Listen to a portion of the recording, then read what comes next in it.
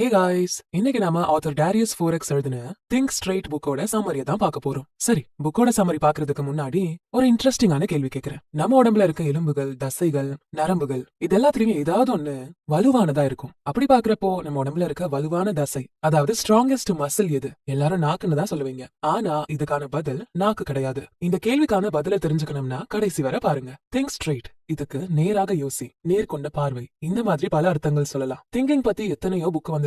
ஆனா அந்த புக்ஸ்ல எப்படி நம்ம சிந்திக்கிற முறைய மாத்துறது அப்படின்னு ஸ்டெப்ஸ் எல்லாம் அதிகம் சொல்லிருக்க மாட்டாங்க. ஆனா ஆத்தர் டேரியஸோட இந்த திங்க் ஸ்ட்ரெயிட் புக்ல நம்ம சிந்திக்கிற வழிமுறையை எப்படி எல்லாம் மாத்துறது அப்படின்னு பிராக்டிக்கல் ஸ்டெப்ஸ் சொல்லப்பட்டிருக்கும். அதை நம்ம வாழ்க்கையில அப்ளை பண்ணாலே நம்ம எந்த வழியில சிந்திச்சா சரி, எந்த வழியில சிந்திச்சா தவறுன்னு புரிஞ்சு அதை மாத்திட்டு வாழ முடியும். நாம தினமும் சிந்திக்கிற சிந்தனைகள்ல முக்கால்வாசி அர்த்தமே இல்லாத, தேவையே இல்லாத சிந்தனைகளா தான் இருக்கும். அதை கண்டுபிடிச்சு உங்க மைண்ட்ல இருந்து நீக்கணும். எது தேவையான தாட்டோ, அர்த்தமுள்ள தாட்டோ, அதை மட்டும் தான் நீங்க சிந்திக்கணும். தெளிவா சிந்திக்கிற தன்மையை வளர்த்துக்கணும்னா அதுக்கு கண்டிப்பா பயிற்சி வேணும். நம்ம உடம்ப ஃபிட்டாக்க, தசைகளை வளர்க்க எப்படியெல்லாம் ஒர்க் அவுட் பண்ணுவோமோ அதே மாதிரி தெளிவான சிந்தனைகளை சிந்திக்க நம்ம மூளைக்கும் பயிற்சி கொடுக்கணும். என்ஜினியரிங்க 4 வருஷம் முடிச்சதுக்கு அப்புறம் சில பேரு எஜுகேஷன் பக்கமே போக மாட்டாங்க. அந்த மாதிரி கிடையாது இந்த திங்கிங். நம்ம சாகுற வரைக்கும் இந்த திங்கிங் நம்ம கூடவே பயணிக்கும். நம்ம மைண்ட் எப்பவுமே ஒரு விஷயத்துல ப்ரீ ஆக்கியபைடா வச்சுப்போம். உதாரணத்துக்கு வீட்டுக்கு கரண்ட் பில் கட்டணும்னா அதை நினைவுல வச்சுக்க எந்நேரமும் யோசிச்சுக்கிட்டே இருப்போம். வேலை பாக்குறப்ப கூட யோசிப்போம். அப்ப வேலையில கவனம் இருக்காது. அந்த மாதிரி ப்ரீ ஆக்கியபைடா வச்சுக்கிறது எவ்வளவு தவறு அப்படின்னு ஆத்தர் டேரியஸ் இந்த புக்ல எக்ஸ்பிளைன் பண்றாரு.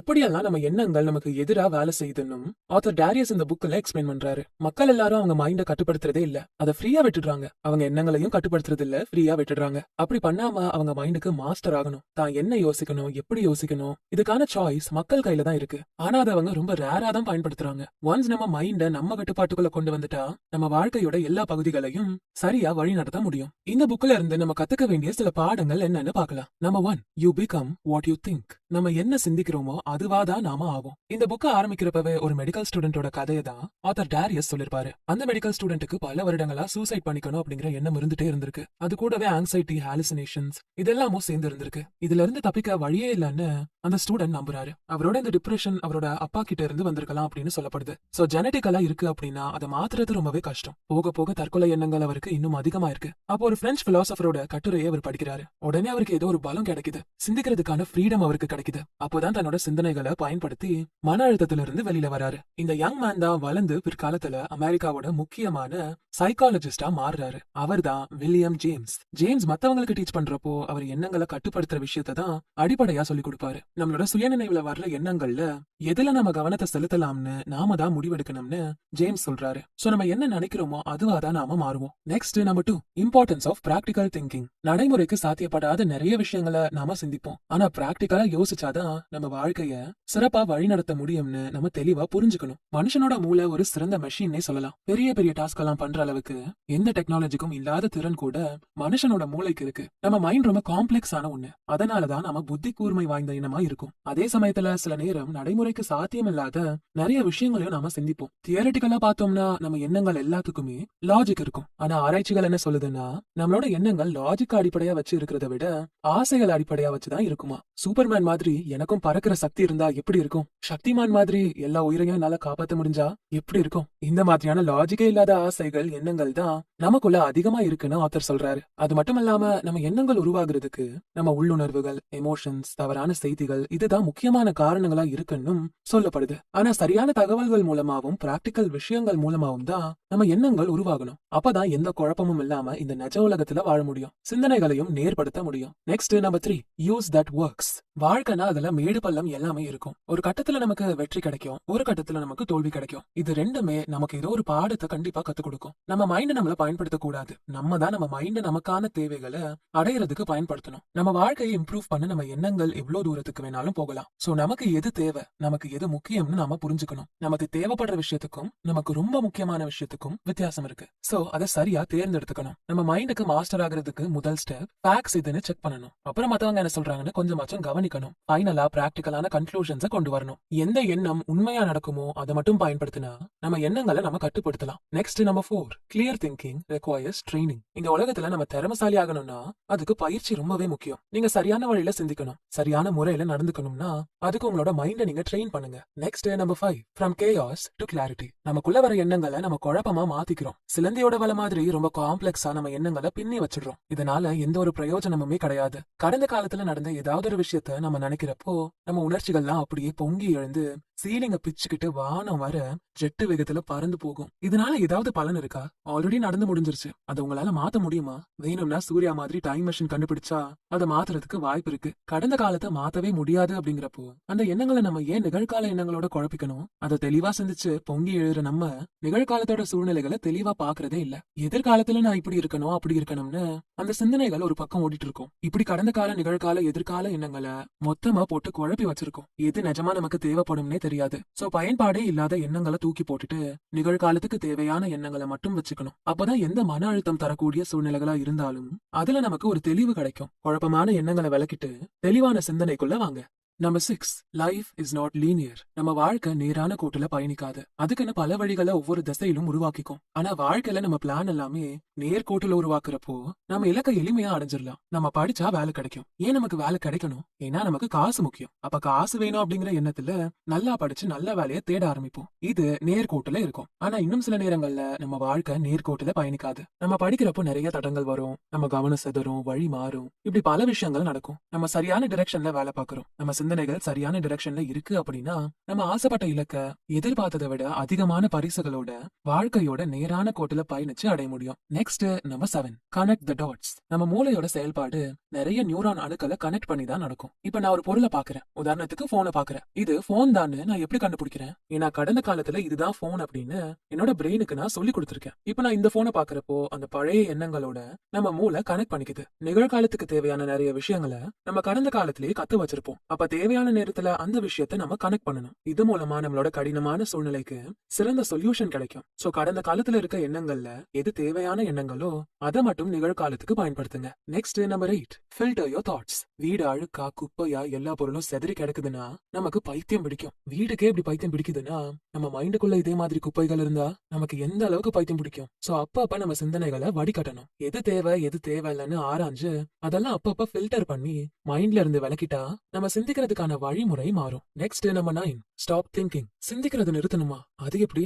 அதுக்கு வாய்ப்பே இல்லைன்னு கேட்கலாம். சிந்திக்கிறதையே ஆத்தர் நிறுத்த சொல்லல, நெகட்டிவ் திங்கிங்க தான் நிறுத்த சொல்றாரு. வருத்தம், மன அழுத்தம் இதெல்லாம் ரொம்ப ஆபத்தான எண்ணங்கள். அந்த எண்ணங்கள் நம்ம கிட்ட இருக்க நல்ல எண்ணங்களையும் சேர்த்து அழிச்சிரும். நம்ம நல்ல எண்ணங்களை யோசிச்சாலும் கெட்ட எண்ணங்களை யோசிச்சாலும் அத நம்ம சுயநினைவோடு தான் யோசிப்போம். சோ உங்க சுயநினைவை வச்சு நெகட்டிவா இருக்க எண்ணங்களை உங்க மைண்டுக்கு வரவிடாம தடுத்துக்கோங்க. Next number 10, the rule of thumb for thinking. உங்களால எந்த விஷயங்களை கட்டுப்படுத்த முடியுமோ அதை பத்தி மட்டும் யோசிங்க. அதுவே தேவையில்லாத, பயன்பாடு இல்லாத, கட்டுப்பாட்டுக்குள்ள இல்லாத 99% எண்ணங்களை வெளியேற்றிடும். நம்ம கட்டுப்படுத்தக்கூடிய விஷயங்களுக்கு உதாரணம் நம்மளோட ஆசைகள், நடத்தை, ஆக்ஷன்ஸ் இதெல்லாம் தான். நம்ம கட்டுப்படுத்த முடியாத விஷயங்களுக்கு உதாரணங்கள் மத்தவங்களோட வாழ்க்கை, கடந்த காலம், எதிர்காலம் இதெல்லாம் தான். Next number 11, don't trust your mind. நம்ம மைண்டையே நம்ப கூடாதா? அப்ப இந்த உலகத்துல எதை தான் நம்புறது அப்படின்னு நீங்க குழம்பலாம். எந்த விஷயம் உங்க கட்டுப்பாட்டுக்குள்ள இல்லையோ அந்த விஷயத்த நீங்க நம்ப கூடாது. அதே மாதிரி உங்க மைண்டும் உங்க கட்டுப்பாட்டுல இல்லாதப்போ அதையும் நீங்க நம்பவே கூடாது. இப்போ நம்ம இங்க நிகழ்காலத்துல உட்காந்துக்கிட்டு கடந்த காலத்தை பத்தியும் யோசிக்க முடியும். அப்படி யோசிக்கிறப்போ போயும் ₹1 மிட்டாய்க்கு ஆசைப்பட்டு அந்த குழந்தை கிட்ட இருந்து புடுங்கி தின்றுருக்கேன், அப்ப நான் எவ்வளவு அல்பையா இருந்திருக்கேன் அப்படின்னு நம்மளே ஜட்ஜ் பண்ணிப்போம். முடிஞ்ச விஷயத்துக்கு நம்ம ஏன் நம்மள ஜட்ஜ் பண்ணிக்கணும்?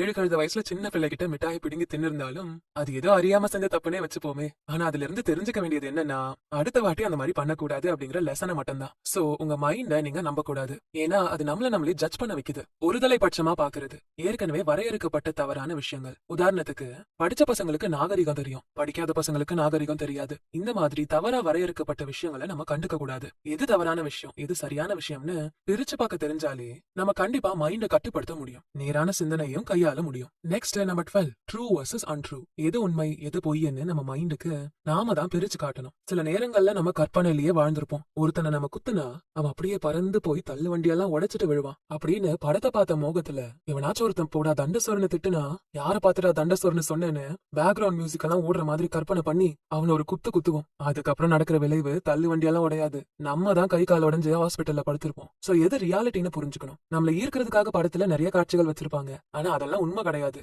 அந்த ஃபைட் சீனையே அவங்க பல டேக்ல கயிறு வச்சு டூப் போட்டெல்லாம் எடுத்திருப்பாங்க. எல்லாமே பொய்யான செட்டிங்கா தான் இருக்கும். இதுதான் ரியாலிட்டி, இதுதான் உண்மைன்னு தெளிவா புரிஞ்சுக்கணும். ஏன்னா நம்ம கான்சியஸா வாழ்க்கையை நடத்தாதப்போ நம்ம மைண்ட் அதை தான் உண்மை அப்படின்னு புரிஞ்சுக்க கூடிய வாய்ப்புகள் இருக்கு. நமக்கு உண்மையா இருக்க சில விஷயங்கள் மத்தவங்களுக்கு பொய்யா தெரியும். இந்த உண்மைகள் எல்லாமே நம்மளோட ஆசைகள்ல இருந்துதான் அதிகமா உருவாகி இருக்குமே. இதுதான் உண்மைன்னு மத்தவங்களை கன்வின்ஸ் பண்றது சுத்த வேஸ்ட். அவங்கள கன்வின்ஸ் பண்ண போய் நம்ம மைண்டுக்குள்ளேயே பொய்யான எண்ணங்கள் நமக்கே தெரியாம விதைக்கப்பட்டுரும். இந்த ஒருதலை பட்ச சிந்தனை, பாரபட்சம் பாக்குற சிந்தனை, இதெல்லாம் உங்க மைண்ட்ல இருந்து தூக்கி போடுங்க. சிந்தனைகளை சீர்படுத்துங்க. Next number 13, take your time to think. பதறிய காரியம் சிதறி போகும்னு சொல்லுவாங்க. பதட்டத்துல எடுக்கிற எந்த ஒரு முடிவும் தப்பான முடிவா தான் இருக்கும். நம்ம பதட்டத்துல முடிவெடுக்கிறப்போ ஒருதலை பட்ச முடிவுகள் இல்ல பாரபட்சம் பார்த்து எடுக்கிற முடிவுகளா தான் எடுப்போம். பொறுமையா சிந்திச்சுதான் முடிவுகளை எடுக்கணும். ஸ்லோவா ஒருத்தன் சிந்திக்கிறான், 10 நாள் யோசிச்சு ஒருத்தன் டெசிஷன் எடுக்கிறான்னா அவனை நம்ம நெகட்டிவா தான் பார்ப்போம். ஆனா எல்லாருக்கும் எல்லாமே தெரிஞ்சிருக்காது. சில தெரியாத விஷயங்களும் கண்டிப்பா இருக்கும். சோ எப்படி முடிவெடுக்கணும்னு தெரியாத அவன் பல நாட்கள் டைம் எடுத்து முடிவெடுக்கிறதுல தப்பு இல்ல. அது மட்டும் இல்லாம நம்ம ரொம்ப நாள் சிந்திச்சு எடுக்கிற முடிவுகள்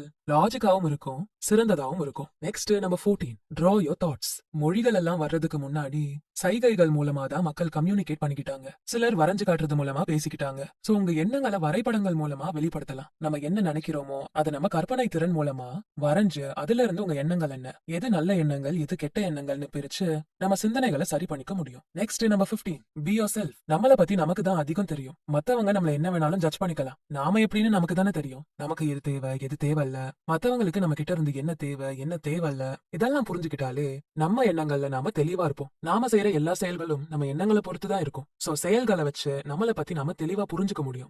நீங்களா இருங்க. மத்தவங்க சொல்றாங்கன்னு உங்க ட்ரூ செல்ஃபை இழக்காதீங்க. அப்படி இழக்கிறப்போ உங்க சிந்தனை நேரான வழியில இருக்காது, திசை மாறும். நெக்ஸ்ட் நம்பர் 16, பிராக்டிகல் மணி ரூல்ஸ். இப்ப இருக்க உலகத்துல பணம் ரொம்ப முக்கியமான ஒண்ணு. பணம் தான் முக்கியம், பணம் மட்டுமே தான் முக்கியம்னு அது நம்மள வழி நடத்த கூடாது. நம்ம தான் பணத்தை வழி நடத்தணும். பணத்துக்காக வேலை பார்க்கறது சில நேரம் நமக்கு பலனா தான் இருக்கும். ஆனா அது நம்மளோட ட்ரூ நேச்சரையே மாத்திடும். ஒரு வேலை செய்யறப்போ அதை பிடிச்சு செய்யணும். பணத்துக்காக மட்டுமே செய்யறப்போ அங்க அர்த்தமே மாறிடும். ஆத்தர் டேரியஸ் பணத்துக்குன்னு சில ரூல்ஸ் சொல்றாரு. அதை வச்சு நம்ம பணத்துக்கான சிந்தனையை சரியா பயன்படுத்தலாம். நமக்கு என்ன முக்கியமோ அத்தியாவசியமோ அந்த பொருள்களை மட்டும் தான் வாங்கணும். மாத வருமானத்துல இருந்து 10% சேமிப்புல போடணும். கடன்ல இருந்து விலகியே இருக்கணும். கடன் வாங்குறதையும் அதிக கடன் கொடுக்கறதையும் தவிர்த்துக்கோங்க. பணத்தை நீங்க இன்வெஸ்ட் பண்றீங்கன்னா அந்த பணத்தை நீங்க திரும்ப எடுக்கணும். அப்படியே போயிடும்னு தெரிஞ்சா அதுல பணத்தை இன்வெஸ்ட் பண்ணாதீங்க. சேமிக்கிறன்ற பேர்ல ரொம்ப கஞ்சத்தனமாவும் இருக்கக்கூடாது. இதுதான் பணத்துக்கான ரூல்ஸ். இத ஆத்தர் கட்டாயம் கடைபிடிக்க சொல்றாரு. நாம ஸ்கில்ஸ கத்துக்கிறதுல நிச்சயமா இன்வெஸ்ட் பண்ணலாம். பணமும் வேலையும் நம்ம போடுற எஃபர்ட்ஸ்னால தான் வரும். ஆனா எஃபர்ட் போடுறதுக்கு நம்ம கிட்ட ஸ்கில்ஸ் இருக்கணும். சோ ஸ்கில்ஸ வளர்த்துக்க எவ்வளவு வேணாலும் இன்வெஸ்ட் பண்ணலாம். பணத்தை ஒரு தடவை நம்ம இழந்துட்டா அது திரும்ப நமக்கு கிடைக்காது. அதே மாதிரி இழந்த நேரமும் நமக்கு திரும்ப கிடைக்காது. நமக்காகவும் நம்ம ஸ்கில்ஸ வளர்த்துக்கவும் நாம இன்வெஸ்ட் பண்றப்போ நம்ம நேரத்தை சரியா செலவு பண்றோம்னு அர்த்தம். சோ பணத்தோட மதிப்பை புரிஞ்சுக்கணும். ஆனா நம்ம சிந்தனைகளை பணத்துக்கு அடிமையாக்க கூடாது. பணத்தை தான் நம்ம கட்டுப்பாட்டுக்குள்ள வச்சுக்கணும். Next number 17, take thinking out of the equation. சிந்தனைகள்ல 2 வகை இருக்கு. ஒன்னு தேவையான சிந்தனை, இன்னொன்னு தேவையில்லாத சிந்தனை. தேவையில்லாத சிந்தனைகள் நம்மள ஒரு குறிப்பிட்ட விஷயத்துக்குள்ள கட்டுப்படுத்தி வச்சிருக்கோம். ஆனா தேவையான சிந்தனைகள் நம்மள என்ன விஷயமானாலும் முயற்சி எடுத்து செய்ய வைக்கும். தேவையான சிந்தனைகளை அதிகமா நம்ம சிந்திக்கிறப்போ நம்ம செயல்பாடுகளும் சிறப்பா இருக்கும். திங்க் அவுட் ஆஃப் த பாக்ஸ்னு சொல்லுவாங்க. உள்ளுக்குள்ளேயே சொல்யூஷனை தேடாம வெளியில வந்து சிந்திச்சு அதுக்கான சொல்யூஷனை தேடணும். சில நேரங்கள்ல ஏன் இப்படி நடக்குது, ஏன் இதை பண்ணணும், எப்படி இது நடக்குது, இப்படி எல்லாம் கேள்விகள் நமக்குள்ள வரும். நம்மளோட இந்த எண்ணங்கள் தான் நம்மள வழி நடத்தவே செய்யும். சோ உங்க மைண்டுக்குள்ள இந்த கேள்விகளை போட்டு குமிக்காம என்னென்ன செய்யணும் அதை எப்படி செய்யணும் அப்படின்னு ஆல்ரெடி ஒரு லிஸ்ட் போட்டு வைங்க. அதை வச்சு நம்ம சிந்தனைகளை சீராக்க முடியும். Next number 18, don't live with regret and never look back. முன்னாடி நடந்த விஷயங்களை நினைச்சு நம்ம வருத்தப்பட்டுட்டே இருக்கோம்னா நம்மளால அடுத்த விஷயத்த சிந்திக்க முடியாது. நமக்கு முன்னாடி நடந்த விஷயத்த பத்தி யோசிச்சா நேரம் தான் வீணாகும். பாஸ்ட போகட்டும்னு விட்டுட்டு பிரசன்ட்ல கவனம் செலுத்துங்க. அப்போ உங்க சிந்தனைகளும் சீராகும். சரி, நான் ஆரம்பத்துல ஒரு கேள்வி கேட்டிருந்தேன் இல்லையா, அதுக்கான பதில தெரிஞ்சுக்கலாம். நம்ம உடம்புல இருக்க ஸ்ட்ராங்கஸ்ட் மசில் நாக்கு கிடையாது, மேசெட்டர். நம்ம சாப்பிடுறதுக்காக பேசுறதுக்காக வாயை திறந்து திறந்து மூடுறப்போ இந்த மேசெட்டர் மசில் தான் உதவி பண்ணும். நம்ம கண்ணத்துக்கு உள்ள ஜாவோட பின் பகுதியில தான் இந்த திக்கான மசில் இருக்கும். இந்த மேசெட்டர் இல்லனா நம்மளால மென்னு சாப்பிட முடியாது. வாய் அசைக்கிறதே கஷ்டமா இருக்கும். ஆல்ரைட், அடுத்ததா நம்பர் 19, இன்னர் காம். உங்களுக்குள்ள நீங்க அமைதியை தேடுங்க. அதுக்கு ரொம்ப அதிகமான முயற்சி எல்லாம் எடுக்காம சிம்பிளான வழியிலேயே அமைதியை தேடுங்க. முதல்ல எந்த விஷயத்துக்கும் உங்களை நீங்க காம்ப்ளிகேட் பண்ணிக்காதீங்க. மனதளவுல அமைதியா இருங்க. அதுக்கு சிறந்த வழி மெடிடேஷன். தியானம் பண்றதுனால நிறைய பலன்கள் இருக்கு. நம்ம சிந்தனைகளை ஒருநிலைப்படுத்த முடியும். மெடிடேஷன் மூலமா உங்க மைண்டையும் உங்க எண்ணங்களையும் எளிமையா கண்ட்ரோல் பண்ண முடியும். Next number 20, think beyond yourself. Pragmatism concept தான் ஆத்தர் டேரியஸ் இந்த புக்கை எழுத வச்சிருக்கு. பிராக்மேட்டிசம் அப்படின்னா ஒரு பிரச்சனைய முறையான வழியில சரி செய்யணும். தியரிஸ் வச்சு இல்லாம பிராக்டிக்கலா இது பாசிபிளான்னு பார்த்து அந்த பிரச்சனையை சரி பண்றது. அதாவது பிக்ஸ்டு ஐடியாஸ் இல்லாம நம்ம எண்ணங்களை வச்சே நம்ம பிரச்சனையை சரி பண்றது. உதாரணத்துக்கு கடல் அழகா இருக்குன்னு நம்ம சிந்திச்சா அந்த கடல் அழகா தான் இருக்கும். அதுவே கடல் அழகில்லைன்னு நினைச்சா அது அழகா தெரியாது. நடைமுறைக்கு ஏத்த மாதிரி நடந்துக்கிறது தான் பிராக்மேட்டிசம். பிராக்மேட்டிசம் வில்லியம் ஜேம்ஸ் தான் கண்டுபிடிக்கிறாரு. ஆனா அவரோட ஃப்ரெண்டான சார்லஸ் சாண்டர்ஸ் பியர்ஸ் தன்னோட ரெப்யூட்டேஷன் எல்லாம் இழந்து வாழ்க்கையில நிறைய கஷ்டங்களை சந்திச்சாரு. அவருக்கு இந்த கான்செப்டை கண்டுபிடிச்சதுக்கான கிரெடிட்டை கொடுக்கிறாரு. ஜேம்ஸோட இந்த செயல் மூலமா நம்மளை தாண்டி நம்ம எப்படி சிந்திக்கணும்னு வில்லியம் ஜேம்ஸ் நமக்கு சொல்லி தராரு. தன்னோட ஃப்ரெண்டுக்கு அவர் உதவி செஞ்சு அவரோட வாழ்க்கைக்கு ஒரு நல்ல அர்த்தத்தை காட்டியிருக்காரு. அது மட்டும் இல்லாம இந்த கான்செப்டை கொடுத்து நம்ம எல்லாருக்குமே அவர் வாழ்க்கைக்கான அர்த்தத்தை புரிய வச்சிருக்காரு. நம்மளையும் தாண்டி நம்ம சிந்திக்கணும். இந்த 20 விஷயங்கள் மட்டும் இல்லாம இந்த புக்ல இன்னும் பல விஷயங்கள் இருக்கு. ஆத்தர் டேரியஸ் சொல்லியிருக்க விஷயங்கள் எல்லாமே நம்ம சிந்தனைகளை ஒழுங்குபடுத்துறதுக்கு கண்டிப்பா உதவும். நம்ம வாழ்க்கையிலும் பிராக்டிகலா அப்ளை பண்ற மாதிரியான வழிமுறைகளை தான் ஆத்தர் டேரியஸ் சொல்லிருப்பாரு. இந்த புக்கை முழுமையா படிக்க கண்டிப்பா நான் ரெக்கமெண்ட் பண்ணுவேன். ஆத்தர் டேரியஸ் சொன்ன விஷயங்களை உங்க வாழ்க்கையில அப்ளை பண்ணி உங்க சிந்தனைகளை சீர்படுத்துங்க. எதை செஞ்சாலும் யோசிச்சு செய்யுங்க. முக்கியமா பேசுறதுக்கு முன்னாடி யோசிச்சு பேசுங்க. வாழ்க்கையில பல மாற்றங்கள் நடக்கும். இந்த வீடியோ உங்களுக்கு பிடிச்சிருந்தா மறக்காம லைக் பண்ணிட்டு உங்க ஃப்ரெண்ட்ஸ் அண்ட் ஃபேமிலிக்கு ஷேர் பண்ணுங்க.